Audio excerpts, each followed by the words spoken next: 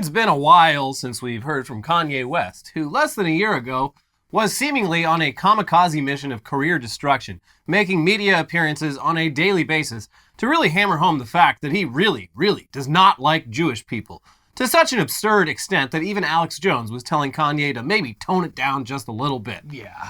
At some point near the end of last year, though, Kanye snapped out of it, and aside from Kanye getting married to a woman that looks eerily similar to his former wife, Kim Kardashian, it's been mostly quiet on the Kanye front. Except when it comes to his boldest and most ill-advised project to date, starting his own pre-K through 12th grade Christian private school, Donda Academy, previously known as Yeezy Christian Academy. Whatever talents that he has, Kanye really isn't the type of person most people would entrust with their children's education. He claims to have never read a book. His views on a lot of topics are objectively dangerously wrong. And for years, he hasn't been able to put out an album without making numerous edits after release. Most importantly, he has no background in education, and education doesn't seem to have been much of a factor in his decision to start the Donda Academy. It was initially just a way for Kanye to create a dream team of high school basketball players from around the country. Which is, pretty cool idea. But then you bring the education into it and... It's not even that original of an idea for many schools who tend to put their athletics department before their academics department. Yeah. However... He's just saying the quiet part out loud. A lot of other schools are like, damn it, why didn't we think of that? Yeah, this school is athletics first, Christianity second, and if there's time, education. Yeah, and I believe the first school year at Donda Academy, he recruited the basketball team and then set them up with some remote learning GED program, like pre-COVID, before remote learning. Very forward thinking. Yeah, I mean, he was. So Look, we don't exactly teach here. So while you're playing basketball, we do have the Khan Academy YouTube channel that you'll be able to study whenever you want. And what did we find here? Prager University. That sounds that's reputable. Prestigious and reputable. Anyway, getting a sense of what actually happens at Donda Academy has been difficult thanks to non-disclosure agreements and a general air of secrecy. But the few glimpses we've gotten have not been encouraging. For starters, the school isn't even accredited. Plus, it turns out that, like Kanye, the school's day-to-day administrators had no actual experience with school administration, and in some cases, no experience with education in general. On the plus side, though, parkour is offered as an elective, which is sick. Pretty cool. But the more we learn about Donda Academy, the more dangerous something like parkour seems, considering all of the accusations of how unclean and unsafe the campus is. Yeah, you don't really want to be touching the ground or anything else. Don't want to be jumping on and over things. Yeah, and it's a very angry looking place. You make one wrong move and you're going to break your neck. You're going to injure yourself. Yeah, and when the EMTs come, they're not going to be able to find you because everything's the same color. Yeah. Whoa. You blend right in. Whoa. Back in April, we learned of a lawsuit filed against Donda Academy by two former employees with actual education experience who claimed the school was in violation of various health and safety regulations. But the lawsuit also included lots of revelations of all sorts of weird shit. The school has no janitorial services. Teachers had to clean their own classrooms, but without any cleaning products, because Kanye obviously doesn't believe in them. Students couldn't bring their own food for lunch and instead were served sushi every day, and you can't do parkour with gout. It hurts too bad. Crossword puzzles and coloring were banned. Forks were banned. Classes on the second floor were banned because Kanye is afraid of stairs.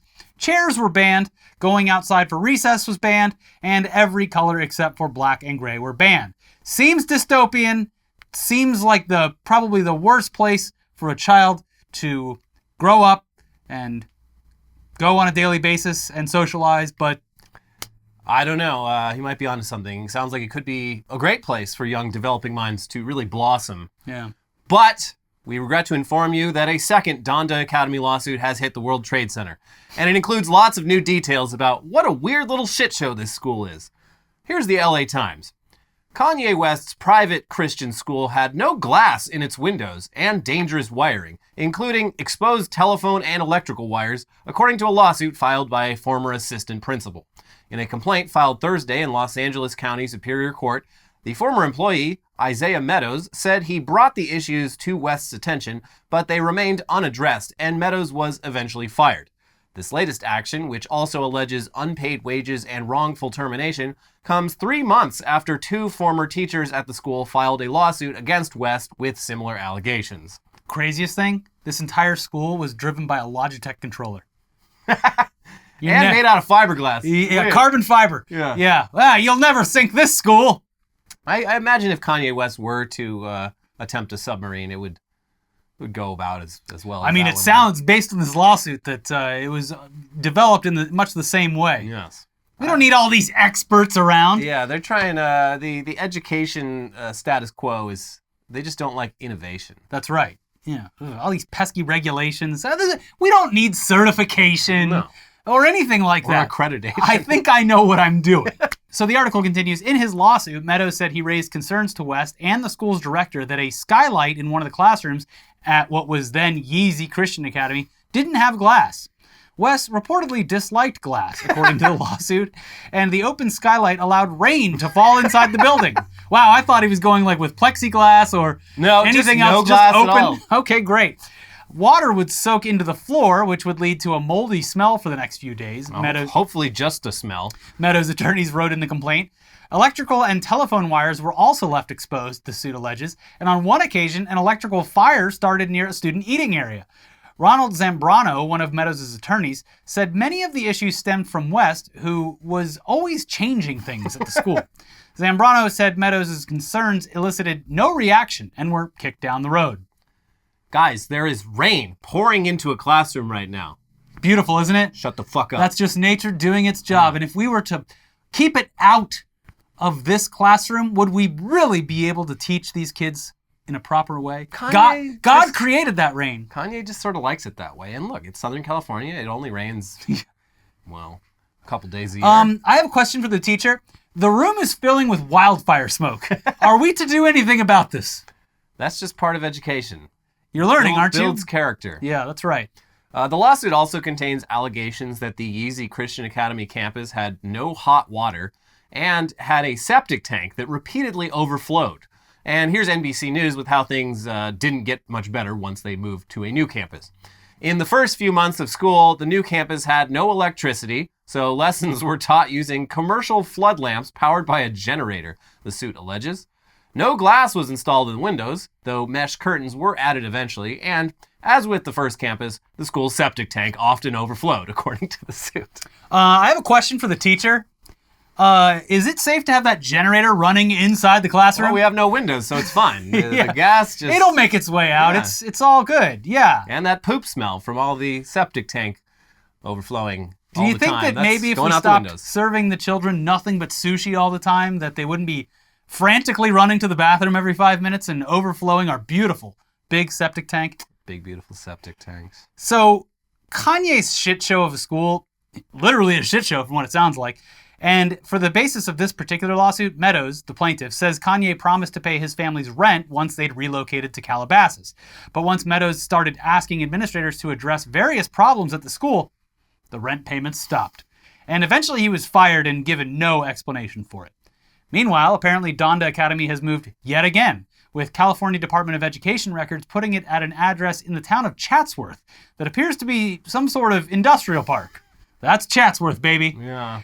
The exact location is hard to ascertain, but the industrial setting could mean that Kanye has finally solved the whole windows problem by moving his school into a warehouse.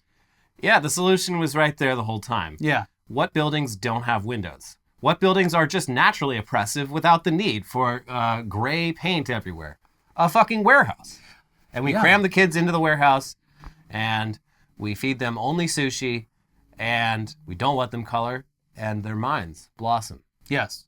When you have a blank canvas, creativity can go wild. Yeah, lots of room to parkour, too, in a big old warehouse. That's true. Not a lot of features to jump off of, but hey, that's another thing you can get creative with. Yeah. Yes. So thank you to the city of Chatsworth. Yes.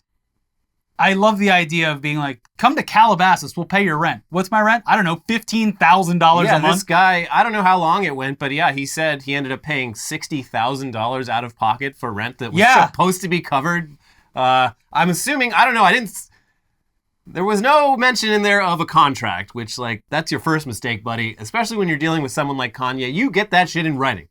You get everything in writing. What would a lovely Christian, God-fearing man like Kanye do to me that I would be suspicious of?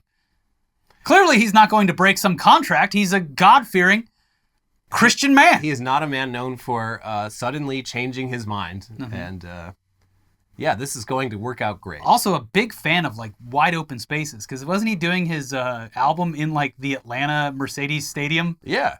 But he was working on it in a windowless room in the basement. Yeah, he was like in a locker room with no windows. Maybe that, yeah. So his creative juices flow best when he is just cut off from all stimulation, and he's trying to provide these children with the same creative spark that he has, but all these damn regulators at the California Department of Education keep trying to put a stop to that. I am completely baffled by his aversion to heights, considering at his live shows, he was suspended above the crowd at one of them. My guess, it's not heights. It's literally stairs because he's always wearing them damn big boots. The boot too big for his goddamn foot. That's right. And yeah, walking upstairs in oversized galoshes. Dangerous. Yeah, it's not easy.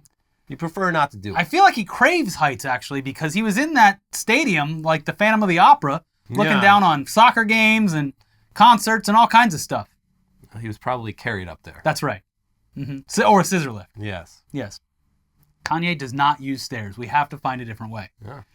But let's move on to the world of politics.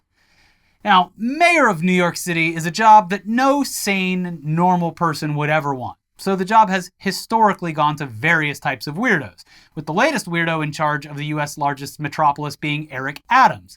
And for the most part, Eric Adams' weirdness has been relatively harmless compared to previous mayors like Rudy Giuliani or Michael Bloomberg.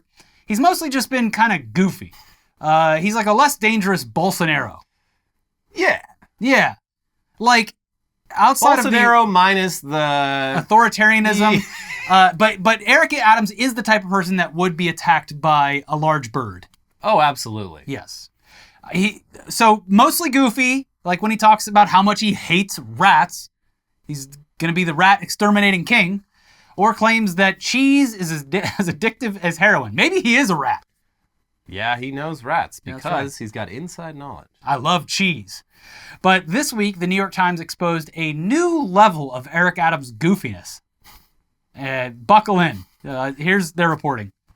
In Mayor Eric Adams' first month in office, he was confronted with a tragic crisis: the deaths of 2 New York City police officers who were responding to a domestic disturbance in Harlem. Mr. Adams, a former police captain who campaigned as a Democratic crime fighter, quickly sought to humanize the killings. The loss of the officers, he said, reminded him of the 1987 line-of-duty death of a friend, Officer Robert Venable. "I still think about Robert," Mr. Adams said at a news conference at City Hall. "I keep a picture of Robert in my wallet." A week later, Mr. Adams posed for a portrait in his office, holding a wallet-sized photo of Officer Venable after the New York Times had requested to see it. Mr. Adams has since repeated the moving anecdote in media interviews and at a police academy ceremony last June, where he again displayed Officer Venable's picture. But it continues. But the weathered photo of Officer Venable had not actually spent decades in the mayor's wallet. It had been created by employees in the mayor's office in the days after Mr. Adams claimed to have been carrying it in his wallet. The employees were instructed to create a photo of Officer Venable according to a person familiar with the request. A picture of the officer was found on Google. It was printed in black and white and made to look worn, as if the mayor had been carrying it around for some time, including by splashing some coffee on it, said the person who spoke on the condition of anonymity for fear of retribution. 2 former City Hall aides, who asked not to be identified, said they were informed about the manipulated photo last year, not long after it was created. Well, it's New York City. Who doesn't love a little bit of razzle-dazzle? Yeah. A little bit of stagecraft.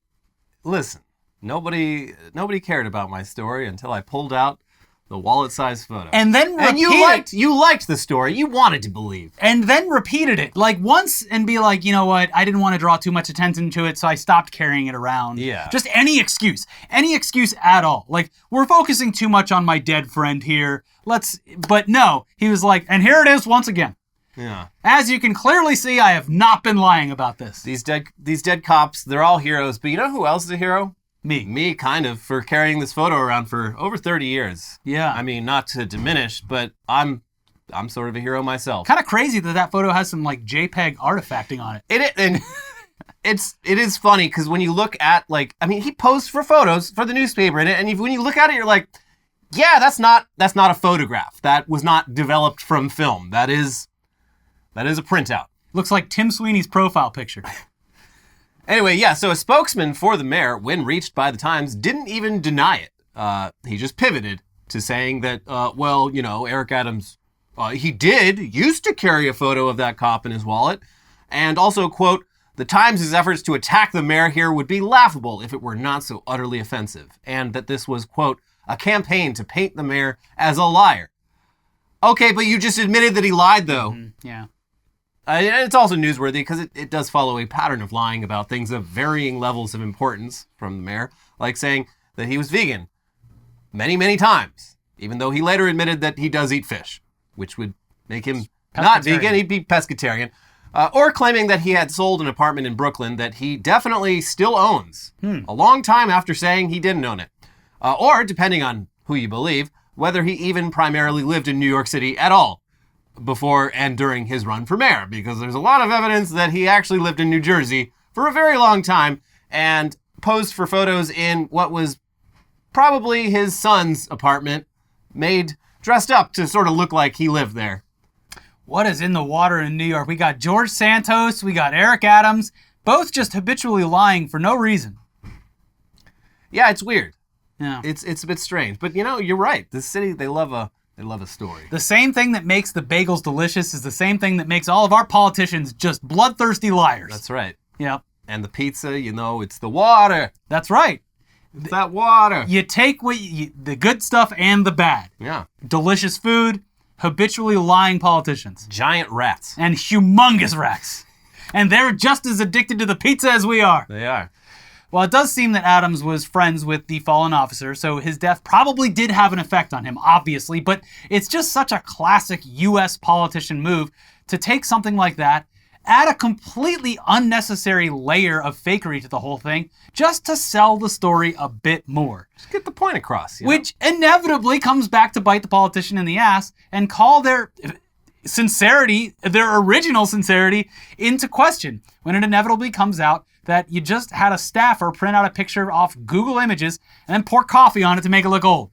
Can you crumple it up too so, it looks like I've taken it out a couple times? And that staffer, Eric Adams didn't tell them to do the coffee. That staffer definitely Googled how to make photo look old. Yeah. And probably got like a WikiHow or Instructables page and followed it to a T. And it is true. Coffee, it's a great way to make pictures look old. That's right. Maybe too old. It adds that sepia thing to it where... I don't know if Do you take this at an old-timey photo booth? I don't know if a picture from the late 80s would have that look to it, but... I would say that any picture stored for over 30 years is not going to resemble anything close, especially in a wallet that you're in theory taking out all the time. It's going to get all scuffed up. Yeah. And I keep it right next to my Magnum condom. Maybe that's what happened, and that would be just as moving of a story. Yeah, I reprint it. Yeah. I had it in my wallet for so long that you could barely see it, so every couple years I have to print a new one. Yeah. Just so I keep this story in the back of my mind. No lies detected, and that's a very moving story, Mr. Mayor. But no, you had to go and... give him the razzle-dazzle. Yeah, it's truly something. We love the greatest city in the world, don't we, folks? You were just there. Oh, it's a wonderful Did anyone city. lie to you? All the time, frequently. I was being lied to every step of the way, but I couldn't get enough of that pizza. It is great pizza. It's delicious. The one thing that didn't hold up was the Rainbolt bagel. Yeah. Actually, I was trying to be as nice as possible on the internet so that I wouldn't get yelled at, but it was not good. And I didn't expect it to be, but I expected it to be a little bit better considering it's all New York City, the city of bagels. Yeah. Also, it's a chain bagel place. I don't understand how this was hard to find in the first place, because I feel like if you lived there, you knew what this bagel place was, because there's multiple locations for it. So yeah, maybe that was all a bit of razzle-dazzle too. It was worth it to see Rainbolt's photo on the menu, but yeah, making that face. There's a lot better bagels out there. So, But speaking of politicians lying, sometimes lies can be used for good. Mm-hmm. And recently, the governor of Wisconsin, Democrat Tony Evers, managed to pull off a move so insanely bold and dishonest that you would assume it just would never work. No, someone's going to catch that. But it worked. Governor Tony Evers used one simple trick to ensure that Wisconsin public schools are properly funded for the next 400 years. Conservatives hate him. Here's the New York Times. It took only a few snips of creative editing for Governor Tony Evers of Wisconsin to push through a long-term boost to public education funding. And by long-term, we mean long-term, as in for the next 400 years. On Wednesday, Mr. Evers, a Democratic former teacher and state superintendent, took advantage of a quirky Wisconsin rule that has long given governors a partial veto, allowing them to amend laws with some editing trickery.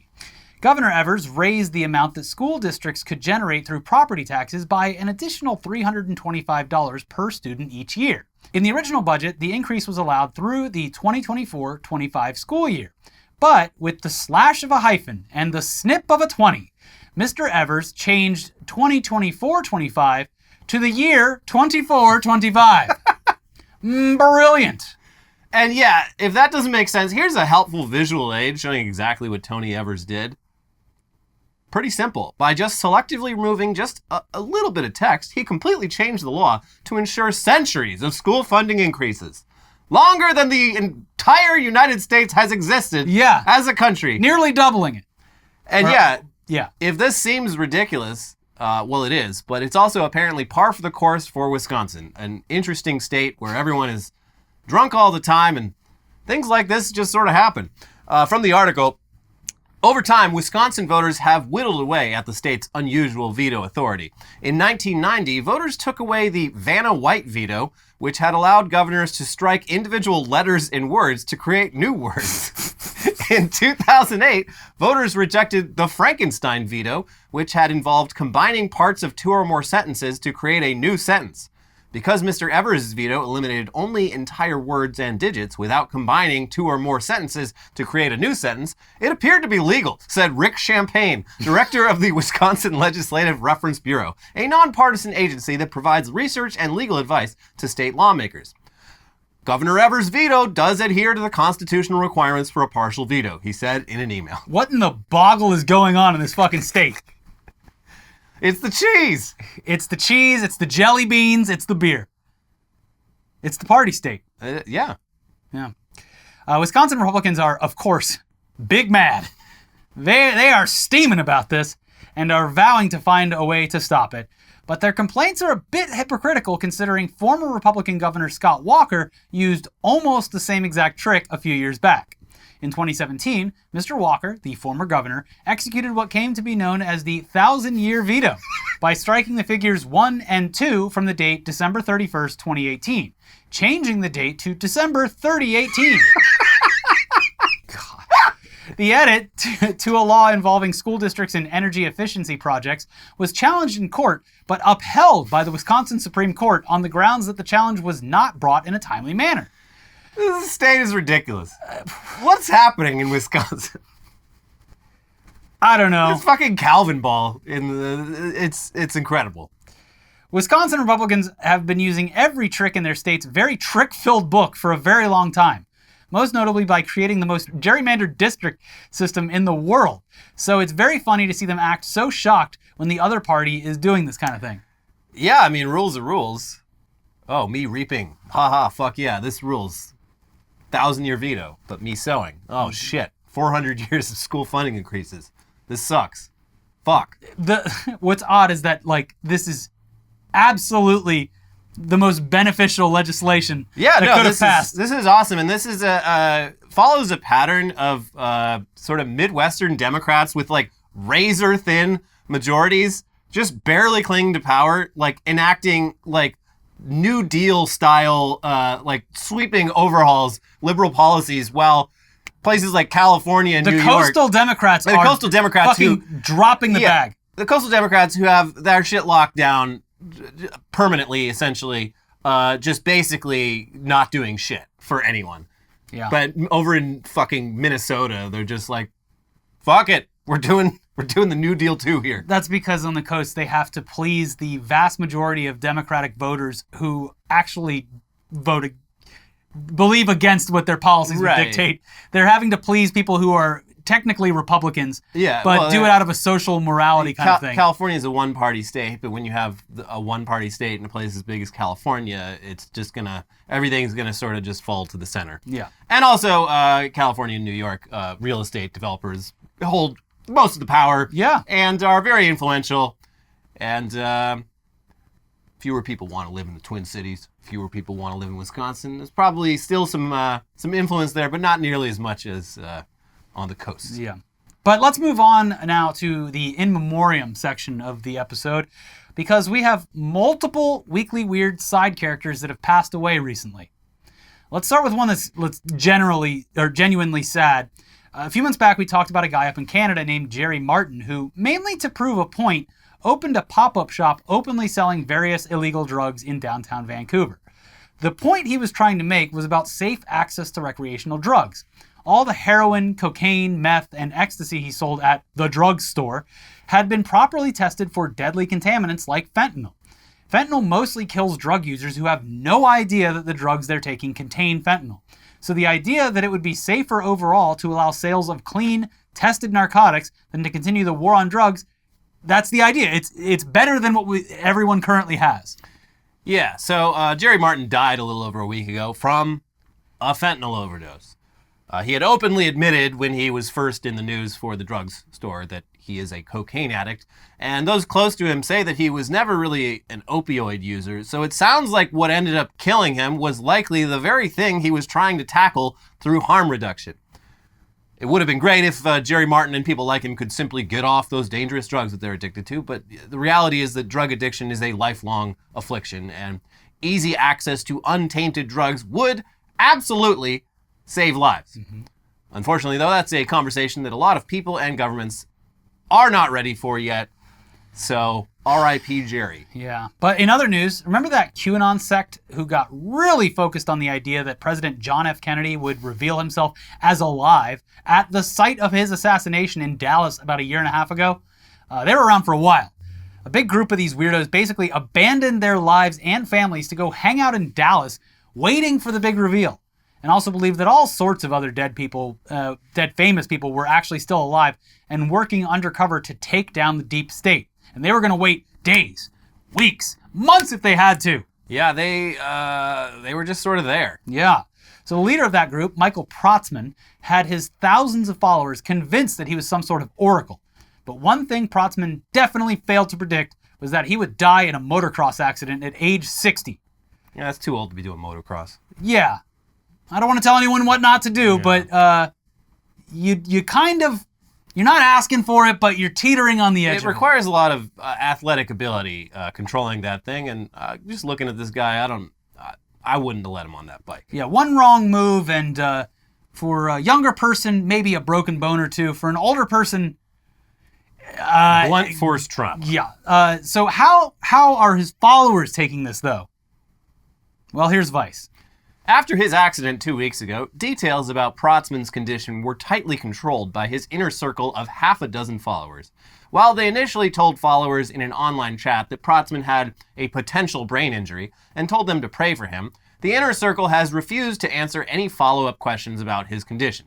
The inner circle shut down comments on his channels and, in at least one case, kicked a follower out of their Truth social group after they asked a question about Protzman's condition this week.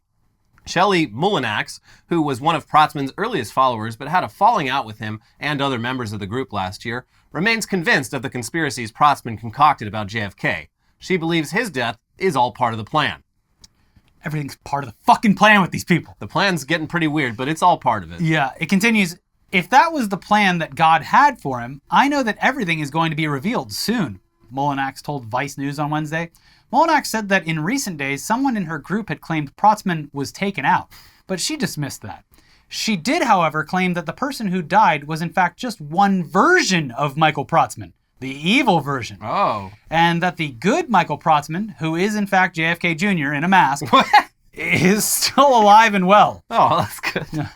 Vice News spoke to several family members of Protzman's followers, and all said that their loved ones have dismissed the news of Protzman's death as fake. In another Telegram channel populated with Protzman's followers, one admin wrote that they would be removing all posts regarding his death until we have absolute verification.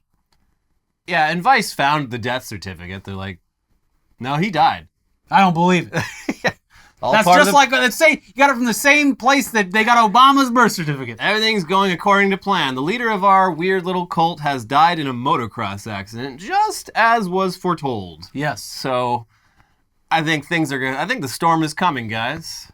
Yeah. Just like Jesus on the cross, we got Protzman on the bike. And I looked down and there were 2 motocross tracks.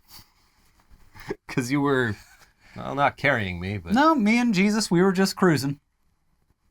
Jesus loves cruising. He does. That's right. In the brambles. Jesus can get sick air. Yeah. Before we move on to the headlines half of this show, though, we first got to tell you that this episode is sponsored by Honey, the easy way to save when shopping on your iPhone or computer. We all shop online, and we've all seen that promo code field taunting us at checkout. But thanks to Honey, manually searching for coupon codes is a thing of the past. Honey is the free shopping tool that scours the internet for promo codes and applies the best one it finds to your cart. Imagine you're shopping on one of your favorite sites. When you check out, the Honey button appears, and all you have to do is click Apply Coupons. Wait a few seconds as Honey searches for coupons it can find for that site, and if Honey finds a working coupon, you'll watch the prices drop. I said it last time, but one of the best deals I found recently was replacing some not earbuds, but like the ear protection. Yes. And I popped out at a show, got filthy on the ground. There's no saving it. Luckily, Honey was able to make the repurchasing of that not as expensive. And I got 2 pair just in case I lose another. Nice. Thanks, Honey. And Honey also, it doesn't just work on desktop. It works on your iPhone too. That's how I used it. Just activate it on Safari on your phone and save on the go. If you don't already have Honey, you could be straight up missing out. And by getting it, you'll be doing yourself a solid and supporting this show. We wouldn't recommend something we don't use, so get PayPal Honey for free at joinhoney.com/weird. That is joinhoney.com/weird.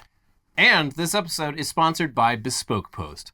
Of all the packages that get dropped off at my door, hands down, the best box I open every month is my Box of Awesome from Bespoke Post. My Box of Awesome is filled with carefully chosen gear from the best small brands around the world. No matter what you have going on this summer, Box of Awesome has you covered. From camping gear essentials, cookout must-haves, and drink game upgrades, Box of Awesome has collections for every part of your life. Well, let's see what we got this past month. Well, I got throwing knives, and you know what those throwing knives need? A nice holster to keep them in. Yeah. So they're readily available. For safety. Yeah.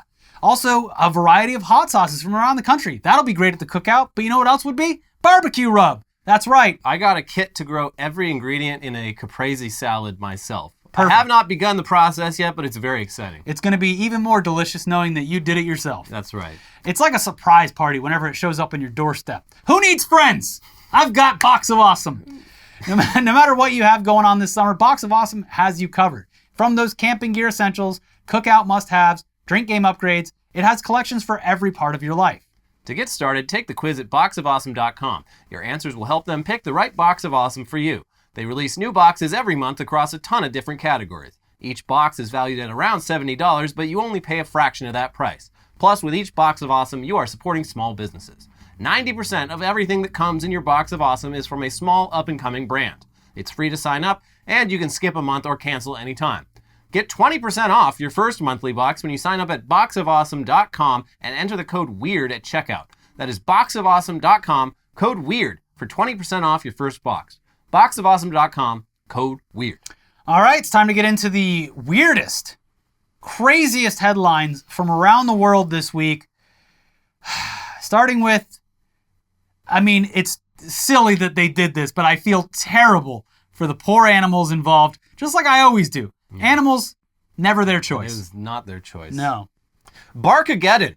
Marlins staged massive fireworks display on Dog Night. The Marlins are the South Florida That's baseball right. team. So to be clear, They didn't say, hey, everyone, bring your dog to the baseball game and then just start lighting off Roman candles. They put up a sign in the middle of the game being like, hey, you got the second this game ends, you have 15 minutes to get to your car and make yourself scarce.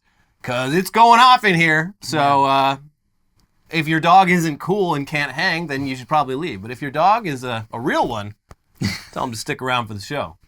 We're selling Marlins Thunder vests right over here for the low price of $100. That would be it would be a smart but evil move. But those Thunder vests, they do work pretty well. They're not perfect. This is horrific. Did they also tell all the veterans to leave? No.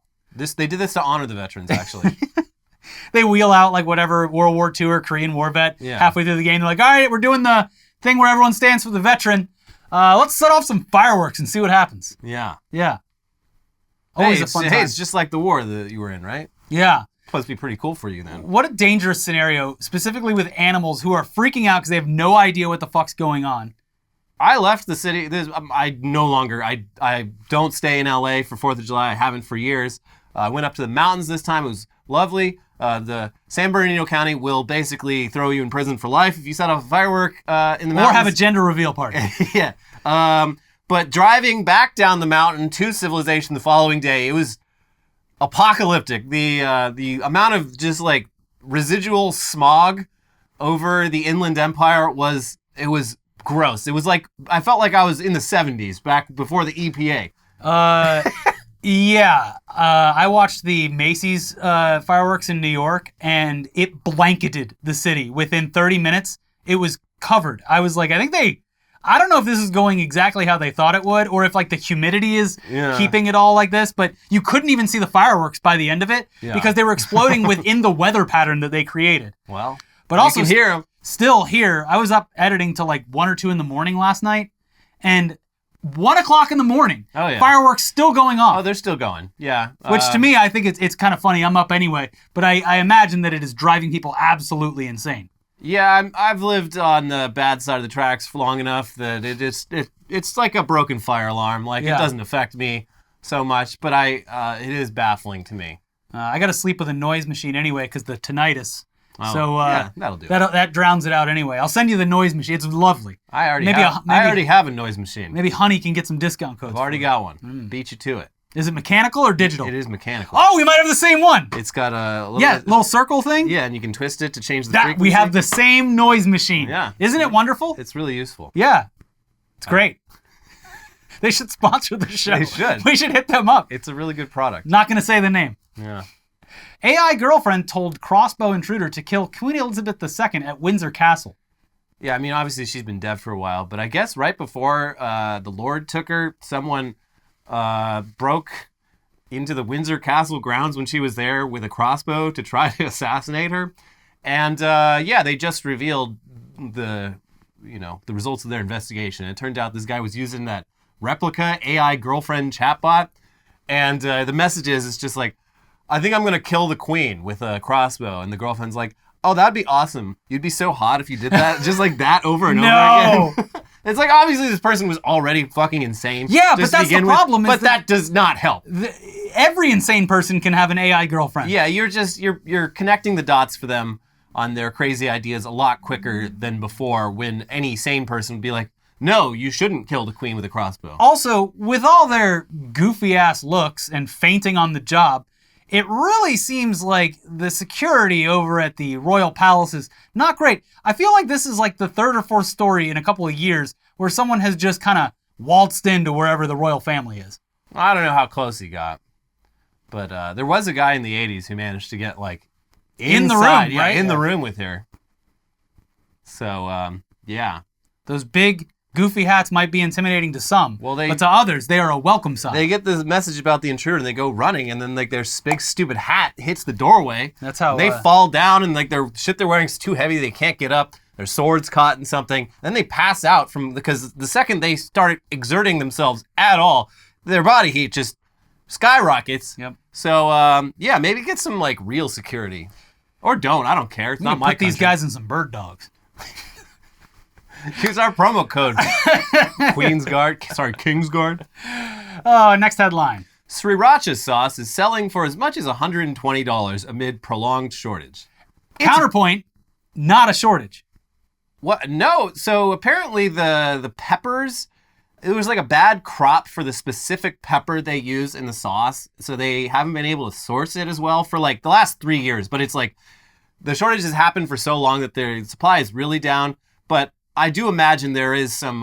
What's actually going on is that they tried to like renegotiate the contract with the pepper supplier that's in not too far from here. Yeah. And they were, because there's like such a big company that they're like, oh, we'll just push this guy around. It's like a family farm. And they're like, absolutely not. So they've been using this pepper shortage since basically the pandemic to pressure the brand to keep putting it in.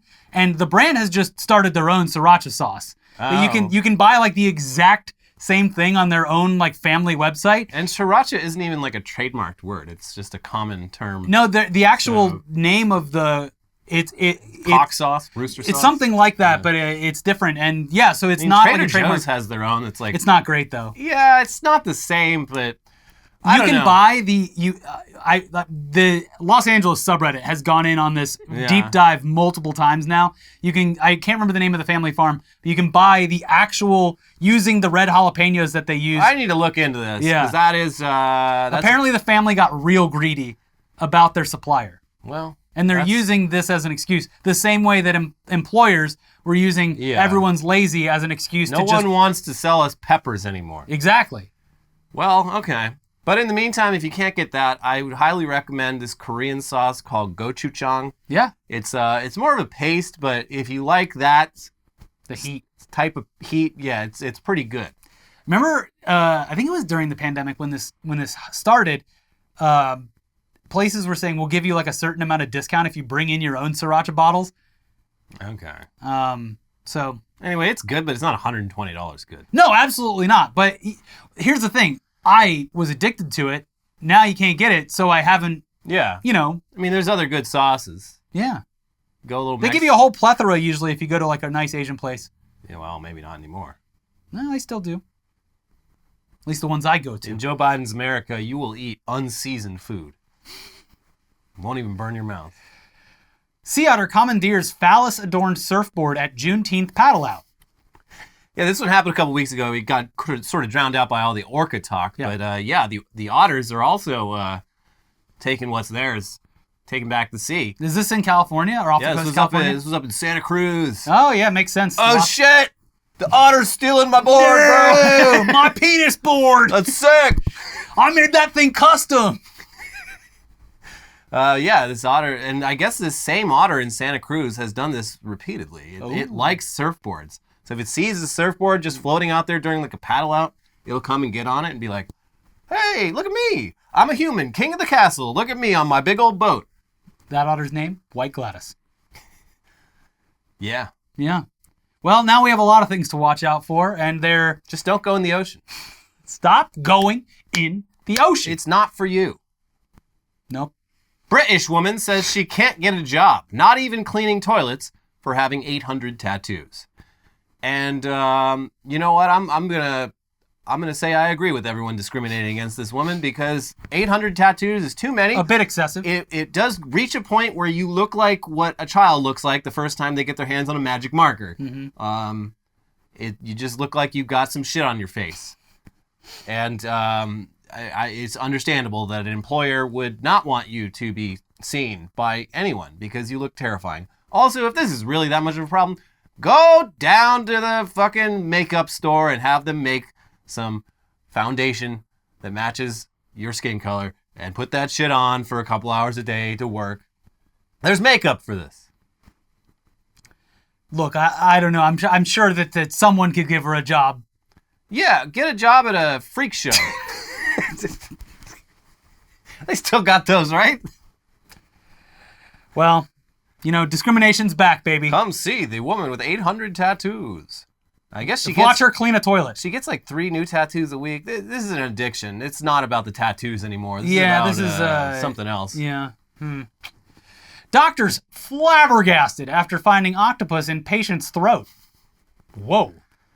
Yeah, it was obviously a tiny octopus. It just stuck to the throat. Yeah, there? they'd gone out for the Asian seafood and swallowed it, which like I don't know. I've had the octopus, the live. It's not actually alive, but I've had put the salt on it to get it to. Yeah, they're triggering the nerves with electrolytes, but you don't swallow it. People literally die doing that. You chew that shit up, and it's very chewy and it's kind of weird. I quite like it, but taking a tiny octopus and then just putting that down the hatch, it is going to get stuck. There's a lot of little suckers in there. Yeah. This person is lucky they didn't just straight up die. Yeah. But what a surprise for that doctor. Whoa! There's a tiny car in your rectum. And yeah, they had really hard time getting it out because those suckers, like the thing's dead, but it's got the death grip. Yeah, it's got the death grip. Yeah. So they put on some death grips, and that thing is, okay, I don't want no trouble. Yeah, and then the person was like, ooh, it looks tasty. Popped it right back in. Oh. I do not learn lessons. Vietnam bans Barbie film over disputed map of China's South China Sea claims. This is wild. The best take on this I saw was that, can you guess which of these two movies has sparked geopolitical anger in Asia? So at first I was like, okay, Vietnam, what are you talking about? Then I saw an actual picture of the scene that they took issue with, and it is very strange. Clearly, someone in the production design department got a note that said, you have to show this dotted line in the ocean. Because the map, it looks like a map drawn by a child or like someone with no knowledge. That's how they tried to explain it away, too. But it clearly has this very distinct dotted line right next to China, which China insists on having in all the maps because it represents the places they say they own. So this was clearly a decision made so they could market this movie in China. But in doing so, they pissed off Vietnam, I believe the Philippines also, and just everyone else in the South China Sea who also claims those islands and whatnot. So I don't know why they couldn't just make two versions to avoid this. Did they end up doing that with Tom Cruise's jacket in Top Gun 2? Oh, I don't know. I can't remember. But yeah, it's wild. So far, I mean, aside from Spider-Verse, this summer has been a complete dud for blockbusters. And well, Mission Impossible's coming, and Barbie, and Oppenheimer. That's what I'm saying. It's about to get crazy. Yeah. Because Mission Impossible is your sequel, your standard sequel. People are going to go see Tom Cruise do stunts or whatever. Honestly, I can't imagine it being very good, but it's fun popcorn trash. Yeah. But then you have Oppenheimer Barbie, which despite it being, just run into the ground by everyone on Earth, still is just so fascinating to go see on the same day that I am still curious, although I care far, far less about Barbie than Oppenheimer, but I think I might do the double feature just because it feels like what you should be doing. That's like 5 hours of movie. I know. It's too much movie. Well, because Barbie's 3 hours and Oppenheimer's 2. We got to tell the whole story. Yeah, the whole Barbie story. And, also, it's not like Vietnam. Like, are there Barbie fans in Vietnam? Like, probably. I don't even think Barbies were available for sale there until like maybe 10 years ago. I mean, I don't know for sure, but I feel like they were probably manufactured there during the 80s. Yeah, there might be something to that. Yeah. So interesting. Tourist who defaced Colosseum says he wasn't aware it was ancient. How was I supposed to know? Everything here is old. And this guy just carving him and his girlfriend's name. He got caught on camera. And he's just like, what? What did I do? And they're like, this fucking thing is over 2,000 years old, you asshole. He's like, oh.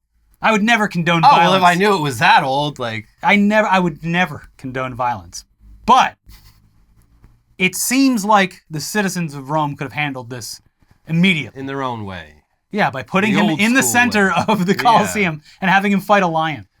I mean, it's pretty wild. I definitely, of all the like ancient wonders of the world, I don't even know if it falls under that, but it's a place to see for sure.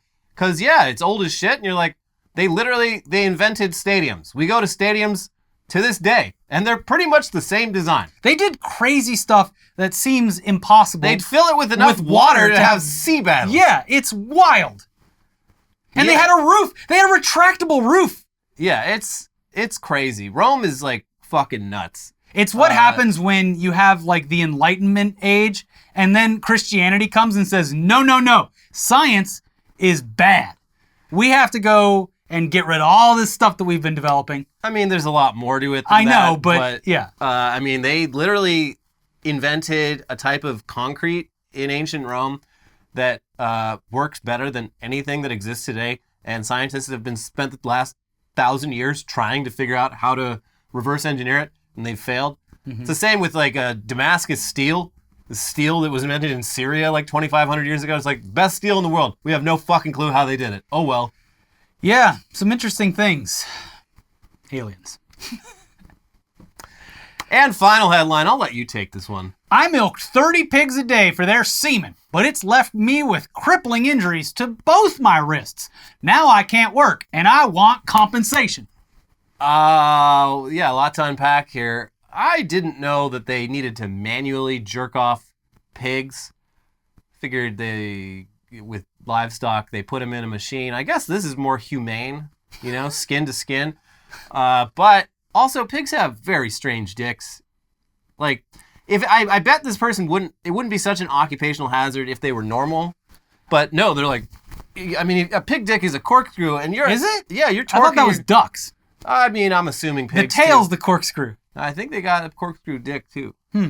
Well, I wouldn't know. I don't milk semen from pigs.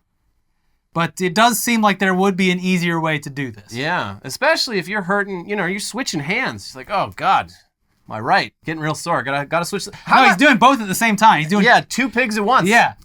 Efficiency is key when it comes to stroking off hogs. When you're cranking hogs, you want to do, it's a 2-stroke. Yeah. Yeah. This girl has never given a hand job to a boyfriend. Sorry, babe. I don't take my work home with me. I'm too tired. I've been at work all day doing the same thing. Crank your own hog. So, yeah, I mean, if you're getting into the jerking off hogs business, just be aware. There are occupational hazards to this. Of course. Take your time. Some hogs like it. Some hogs like it soft and gentle. You don't need to go rough. Yeah, they'll let you know. Yeah. They'll let you know how they feel about it. Well, all jobs are dangerous, I guess. Just some in different ways. Dirty jobs. Mike Rowe. We're here on this hog farm. Who needs to go to college when you can jerk off a pig? Damn government. We need to abolish OSHA. If OSHA was here, they wouldn't let me jerk off this hog to completion. Oh, Mike Rowe, you silly bastard. Anyways, that's it for this week's episode. Did we mention that we hit 250,000? I don't know if we did, but we did over the weekend. Yeah, it was great. We finally hit 250,000. It was a wonderful 4th of July. We celebrated in our own ways. Yeah. So thank you for that. Yes. You know how we got to 250,000? By you. We do the work. We jerk off the pig. But what you do is much more important. You like the video. You share it with friends. You leave a comment, because all of those things tell YouTube that people like watching this show, and they show it to more people. And as you can see, we don't like saying this stuff, but over the past couple of months, we've been saying it, and you've been doing it, and things have improved. It does work. It works. If you haven't seen already, we have 2 new videos that just cover, I don't even want to say the name because I don't think we said it this entire episode, but it covers the social media battle that's happening. The 2 rich tech guys that we hate in different ways, and how they're competing with each other in a way that is very funny. There was someone on Twitter that said they started a drinking game where they take a shot every time we say one of their names, and that they're tired of being drunk. So we haven't said it this episode, but so that you have a nice weekend if you partake. Musk Zuck. All right, there you go. The videos are over there if you want to watch and get completely housed. Yeah. But check those out. Like the video, leave a comment, and we'll see you next week. Bye-bye. Bye.